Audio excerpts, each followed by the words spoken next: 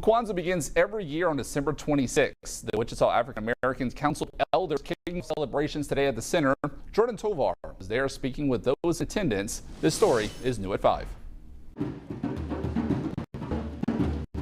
Kwanzaa is a Swahili word that means harvest. While that could mean harvest in the literal sense, as in farming, for those celebrating Kwanzaa, the harvest is in the community. We're all over the place, internationally and at home, but mainly what it is about is serving our community and reminding them of the significance of their presence here. When you hear the name Council of Elders, you may be thinking of older people, but their work is rooted in the education of youth and helping their community.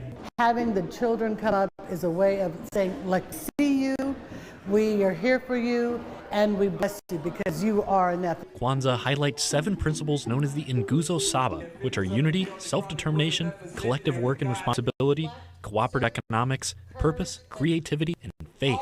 They say that these principles help to build community and unite people. Those with the council hope their work with the kids can create a better future. Without them, we don't have a future. Or they should be able to come to individuals in the community who they trust, who they can rely upon, someone that can mentor them, someone who can guide them, someone not only just from a personal standpoint, but from a spiritual standpoint. If the community is strong, then the children will be strong. And if the community is there for them, then the children will be present and feel a part of. In Wichita, Jordan Tovar, 12 News. And Kwanzaa runs through January 1st.